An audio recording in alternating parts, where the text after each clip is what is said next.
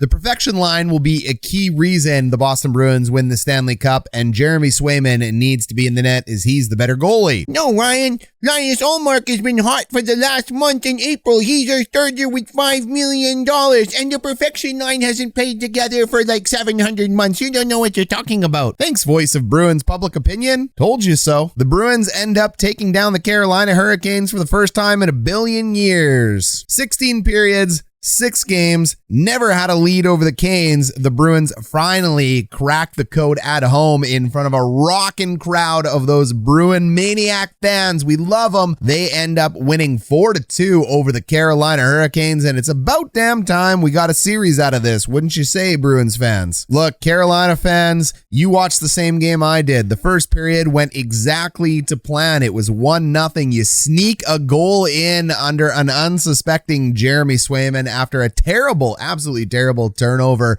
by Brandon Carlo, just throwing the puck up the wall. That was junk. You outshoot them 11-8, and halfway through the first, it really feels like the Carolina speed, the youth, the gaps, it is all being closed. If you've watched the first 2 videos and you've been part of this channel now, Canes fans, you'll hear me praising the Canes over and over and over again. If you're new to this one, Canes fans, hey, I've got the Canes in this series, but I do have a bit of a Bruins bias. We're a Jets fan behind us, but I think the Canes have one of the best teams going right now. Kochetkov is in. You're down to your 3rd goalie. Everybody is out and injured, and all things are looking good. And then a shorty occurs. Boston can't score on the power play. You may as well score shorthanded. And Kotkaniemi ends up making a bad giveaway on the wall, and the Bruins make him pay, and a little bit of swagger ends that period. When you go in tied after a start like that for Boston, and basically an entire season like that for Boston against the Canes, that's huge. They come out in the second period, and who is it?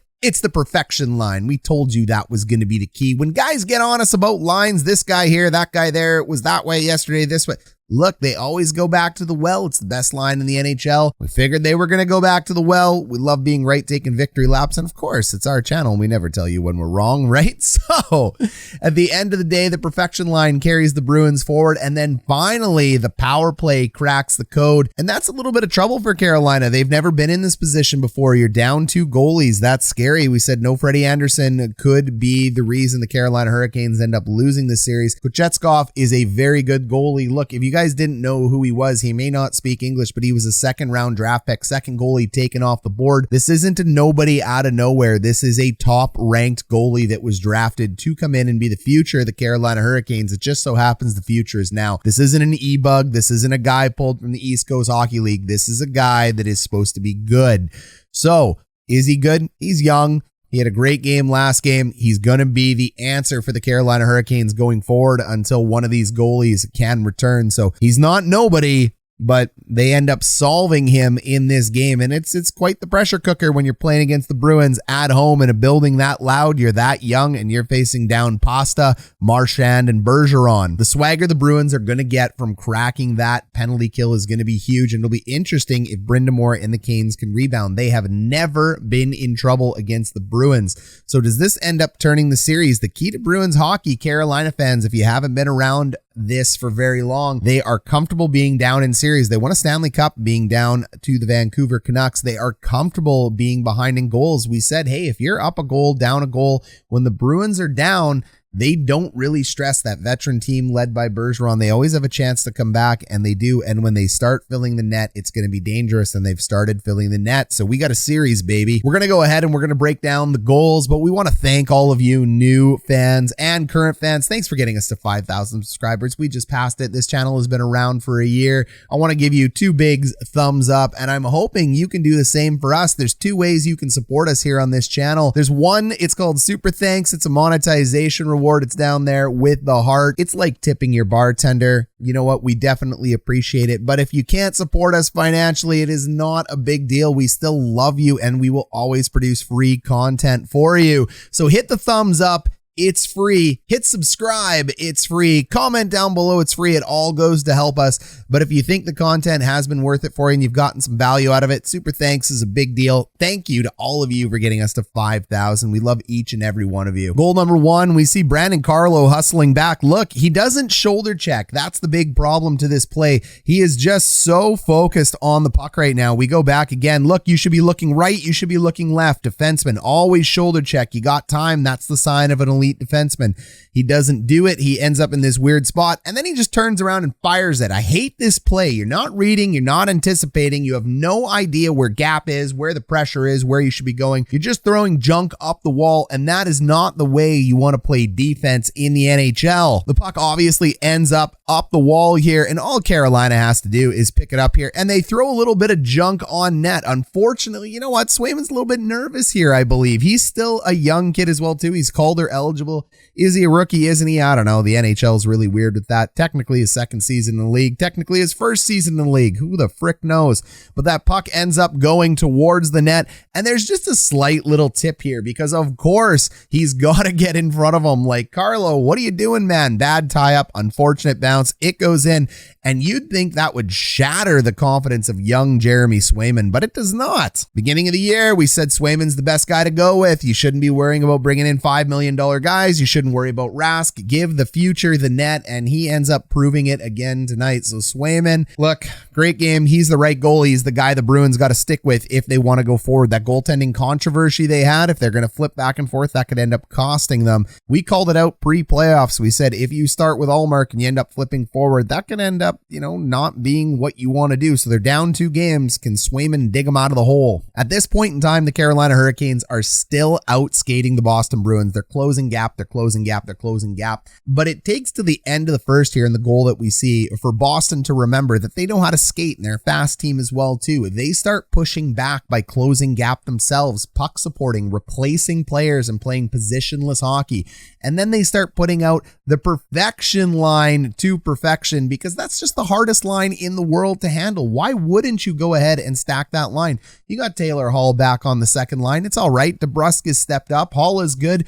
Go ahead, run that perfection line. There is really no answer any team in the NHL has for a couple of these top lines that are out there. The Bruins are lucky enough to have one of them. Connor Clifton, I don't know what he's doing here. He ends up chasing down the puck. Look, again, no shoulder check. Where's the defensive coach? Teach these guys what to do. They're veterans. Give me a break. No shoulder check and just whacks it up the wall. That is such a bad play. And look at the Carolina puck support. It's right there again. We always talk about it. And it's on a power play. So, of course, Carolina is going to have 2 to your 1. This is just, again, not the way you want to go. You want to be able to carry this puck around wide till you have gap, and then you fire it out of the zone. Luckily, this mistake turns into a goal and it changes the entire game. So sometimes it's better to be lucky than good. KK here in control of the puck makes a blind backwards pass up the wall. Kiddies, we do not make backwards passes blind. You got to shoulder check. You got to make sure you see where you're putting the puck. So at this point in time, KK would have been better to hang on to the puck, do a few little nifty moves here, or hard rim it all the way around wide so it could come up the wall here. But he doesn't make that play. It results in a goal. You notice the slight little turnover there. He tries to put it high off the glass, blind. They find it, they being the Bruins, they are off to the races, 2-on-1 shorthanded. This is just a simple hockey play. You drive the mid lane, you put your stick down. Kochetkov tries to make the post-to-post save, but it is a tough one to make. This is a brutal save for a goalie to have to make. It's highlight reel when you do make it, but unfortunately they don't. That puck goes in. Momentum shifts. Boston's game. Now that look doesn't say, Coach Ryan D, you're right. I don't know what else does. That says, we did that to us. Second period starts, and look what you're going to see here for the first time in Bruins hockey history playing the Canes this year. You're going to see hustle and them winning battles in front of the net and leaving with speed. This is the transition game. You're going to see Carolina falling down. This hasn't happened to the Canes all year. So speed by the Bruins, they start picking it up. The perfection line's the best defensive line on the Bruins. They're the best offensive line on the Bruins. We call this a 1-2-2. Here's Patrice Bergeron, our center. You're going to walk him around the boards exactly as you should. Pastrnak is right over here behind my head, and then you've got Marchand sealing the far side of the wall here. So a beautiful 1-2-2. They always know where each other is. This is a flawless forecheck. It is the first step towards their second goal of the game. Bergeron owns that Selke by running it around the boards, and you can see because Bergeron goes ahead and closes that gap so fast, they rush and they throw the puck around the boards. A lot of defensemen making boneheaded plays here. This is not what you want to do if you're Carolina, because Marchand's going to be there to seal. The left brain, right brain of Marchand and Bergeron has Marchand sealing that puck off the wall, and now defense has become offense for the Bruins. If you're new to this channel, you are on defense when you do not have the puck. You're on offense when you have the puck. So they went from defense to offense. Beautiful puck pick up there to Bergeron in front of the net. He goes to fire a shot. Doesn't work out. Favorable bounce. Brady Marchand is right there, and he's going to step in on Kochetkov. I mean, unfortunate bounces. There's not much you can do when you have to stretch over here like you did. It's a deadly area to score from the low slot. And at the end of the day, this is one of the best goal scorers in the NHL. With line production like that, you'd wonder why more offensive players in the NHL don't take their defensive game super seriously and their forecheck game super seriously. I see a lot of players repeatedly, what's up Winnipeg Jets, that just don't have a heavy focus on that area of the game, but it works so well for the protection line and the Bruins. It's why they're the best at what they do. Carolina's kill is excellent as always. Take a look at the fact that they have the entire middle of the ice gummed up.